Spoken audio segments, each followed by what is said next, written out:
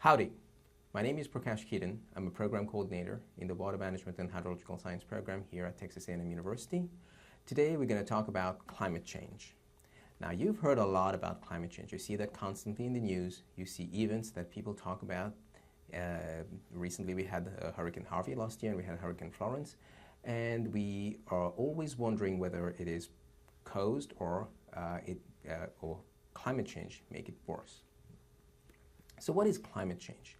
Before we start talking about climate change, it's good that we talk about a few definitions. The first column that you see in this slide is about weather. So sometimes people confuse the weather with climate. So what is the weather? When we talk about the weather, we're talking about the day-to-day state of the atmosphere. We're talking about temperature, we're talking about humidity, precipitation, which is rainfall, cloudiness, cloud cover. We're talking about visibility, we're talking about wind speed. A lot of these factors are controlled by air pressure. It's nonlinear, it's chaotic, and it's very hard to predict beyond, let's say, 3 to 4 days. When we talk about climate, on the other hand, it is weather data, so historical weather information that has been recorded over several decades. So we're talking about the statistics, we're talking about the mean, we're talking about the variability, we're talking about the standard deviation. So climate is nothing but the statistical weather information that describe the variation of weather at a given place for a specified interval. The interval that we normally use is 30 years. And that can be, so every decade we can update those 30 years. So the fact that we're talking about statistics here and we're talking about an average, let's say, it's easier to predict. And it's basically, so the factors, now if we know what are the factors that control the climate, and if we know if those factors are changing, we can try to infer what the impact is going to be on the climate. So to summarize, climate is what you expect and weather is what you get. Another term that you would hear often when people talk about climate is something that is referred to as climate variability. These are fluctuations around the mean. They are natural. They are a result of natural variation in the Earth's climate. They can be a cycle. They can be a trend. They can be a shift. These changes, they occur over small time scales of a few months, or they can be decadal, so over 10 years. The common ones that you would hear in the news or that you probably have seen in your book is the El Nino Southern Oscillation, so ENSO.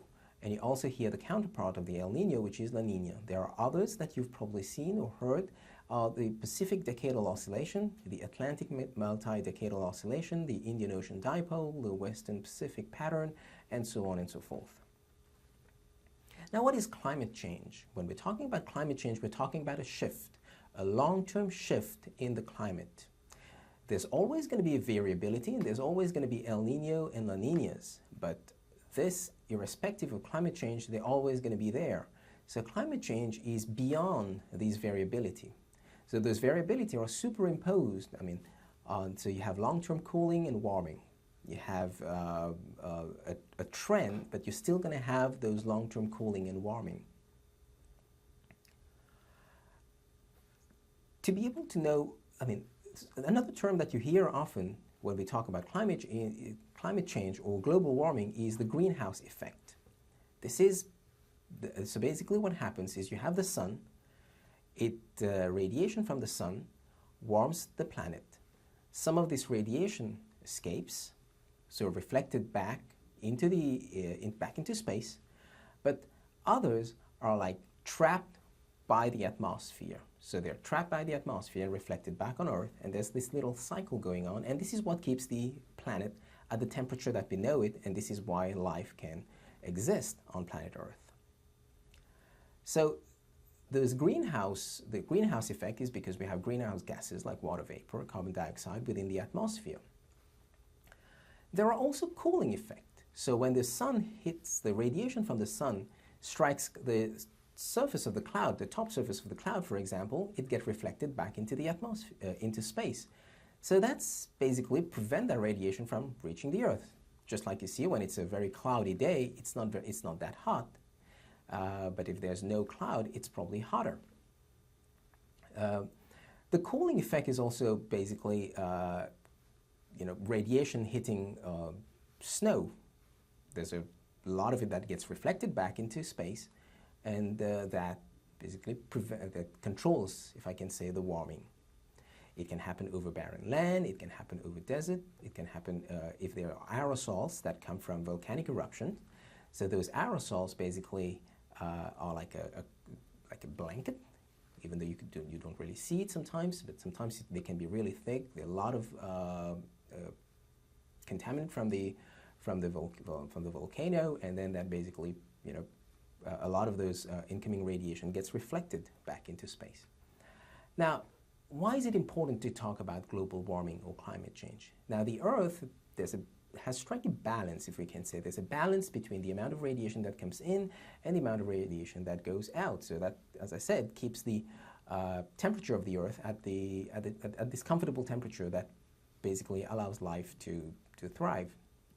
But if we change that balance, it disrupts the temperature, it disrupts the climate. So as a result, it disrupts the temperature, and it has a cascading effect. The concern that we have is there's a lot of anthropogenic contributions of greenhouse gases that are coming from man-made activities, industries, transportation, and so on. The direct impact of this effect is on the temperature. And if you look at this slide here, this chart, it shows you the recorded temperature, so basically temperature that's been recorded using a thermometer or different probes or instrument. And since we've been having a record, since we've been keeping record of temperature, the temperature has, if you plot it over time, you see that there's a trend. There are variations in it, but the general trend is an increase. If you look at the carbon dioxide content for the last 15 years, for example, there's a definite trend in the amount of carbon dioxide in the atmosphere. The current level of contamination is 409 parts per million, and that's the most recent record for carbon dioxide concentration. If you put that, so whatever we've been measuring in recent half a century, against historical, or basically on a geological time scale, you would see that we've never had a concentration of carbon dioxide in the atmosphere above 300 parts per million. What does that tell you? It means that a lot of those carbon dioxide is from the activities, from our own activities on land. So we are contributing to the level of carbon dioxide in the atmosphere. How are those records created beyond instruments? There are multiple ways. They are what we call proxy records. One common, that's something that you probably are familiar with, is the tree rings. If you cut down a tree, if you look at all the different rings, they give you an indication of what the climate was. So every ring represents the state of the climate, or the state of the weather for a particular year. So if you try to go back in time, you basically cut down a tree or take a core out of a tree and examine that, you would see some of the rings are thick, some are thin, and you can probably infer from those data what the climate was. And then if you keep taking old logs and get cores from them, you can basically replicate what the climate was several decades from now. Another way to do it is from ice cores. So the ice it basically capture when it snows. Basically, it captures the contaminants that are in the atmosphere at that time. So you can infer what the concentration of oxygen was, the concentration of carbon dioxide was at that time. If you look at this picture here at the bottom, this black line that you see in the ice core is a layer of volcanic ash that settled on the ice sheet some 21,000 years ago. So you basically can go really a long way back in time by looking at these proxy records. There are other ways to do it, like sediment cores, and so on and so forth. Now, where are all these greenhouse gases coming from? It's from our own activity, obviously. If you look at the chart on the left of your slide, this is global emissions of greenhouse gases. 25% of it is coming from electricity and heat generation. A lot of it is coming from agriculture. So agriculture is a major contributor of greenhouse gas. Then there is industry, about 18% of the greenhouse gas in the atmosphere. The source of it is industry. Then there's transportation, etc. If you look at the what's happening in the United States, 28% of this greenhouse gas, of the total greenhouse gas, is coming from transportation. Another 28% is coming from electricity, then from industry, and there's commercial and residential use, heating, cooling, etc., and then agriculture. If you look on a country basis, now I know this map looks a bit weird. Now what this map is, the countries have been scaled in relation to the amount of greenhouse gas that they are emitting.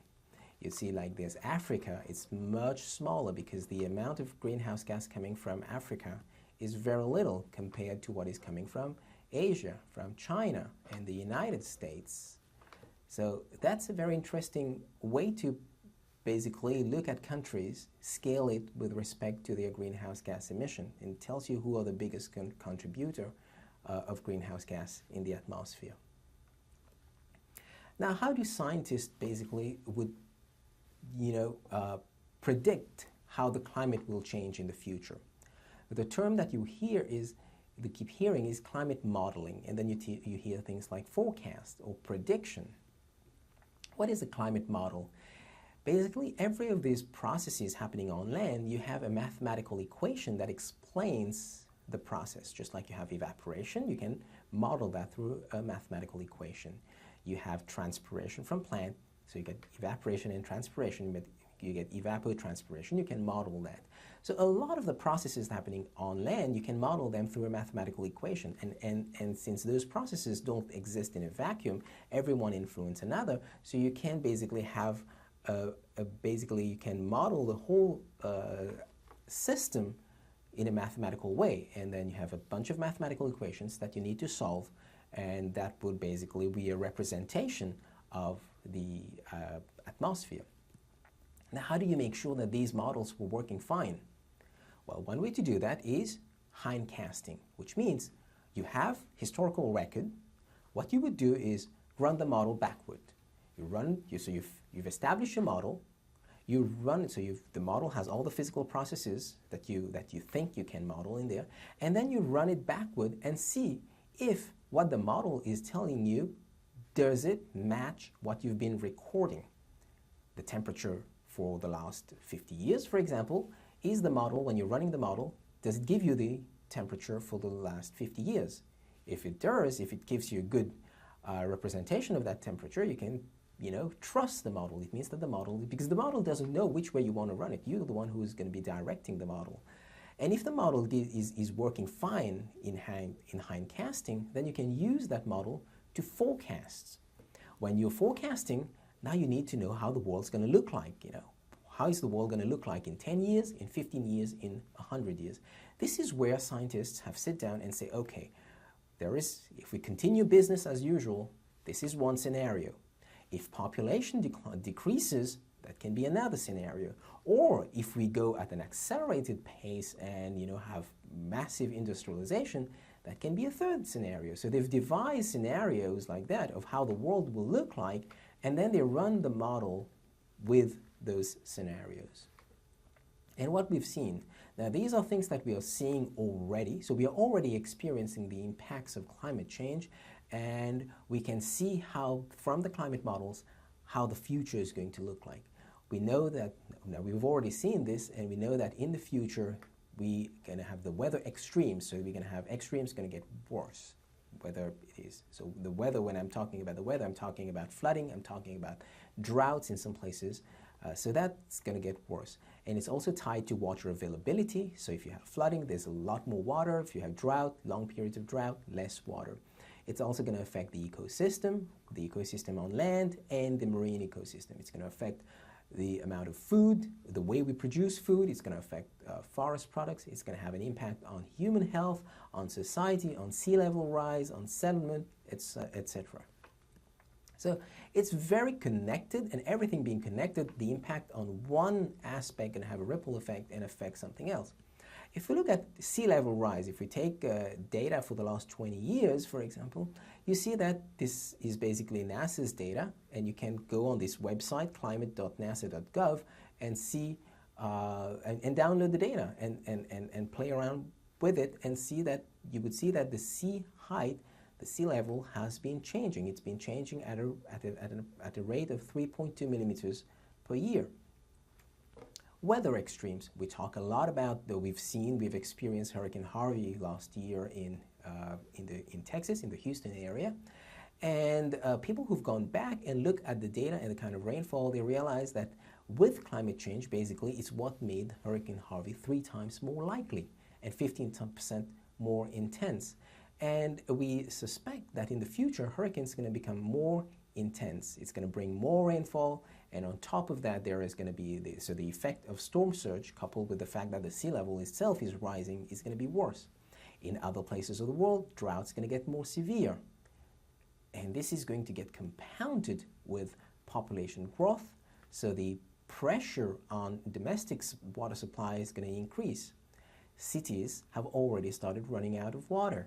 If you've heard about what was happening in South Africa, in Cape Town, where a city was about to run out of water, and it's going to have a major impact on the agricultural economy around the world.